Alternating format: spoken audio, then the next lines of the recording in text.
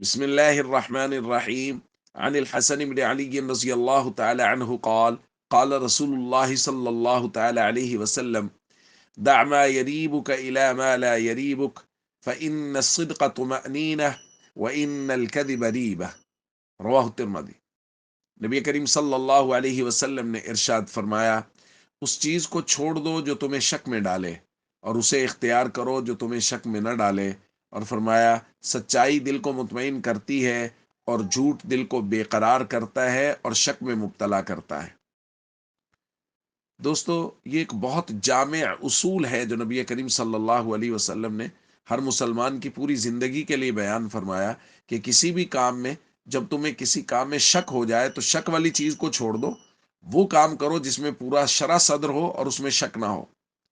اور اس کو مثال کے طور پہ حضور نے سچائی اور جھوٹ کے ذریعے سے مثال دے کے سمجھایا کہ جو صدق ہوتا ہے، جو سچائی ہوتی ہے، چونکہ اس کے اندر کسی طرح کا شک نہیں ہوتا، اس لیے سچ بول کے انسان مطمئن ہوتا ہے، اس کا دل مطمئن ہو جاتا ہے کہ میں نے سچ بولا ہے۔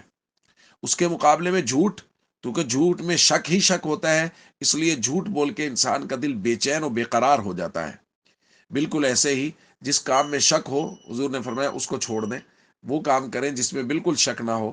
جیسا کہ کل بھی درخواست کی گئی تھی کہ بہت ساری ایپس، بہت ساری ویب سائٹس ایسی بن گئی ہیں جن کے جائز یا ناجائز ہونے میں شک ہے، تو جب تک وہ شک دور نہ ہو اس وقت تک ان سے پیسے کمانے کی کوشش نہ کریں، کیونکہ سب سے پہلے تو بھائی جائز اور ناجائز کا سوال ہے کہ شرعاً وہ پیسے کمانا ہمارے لیے جائز بھی ہے یا نہیں۔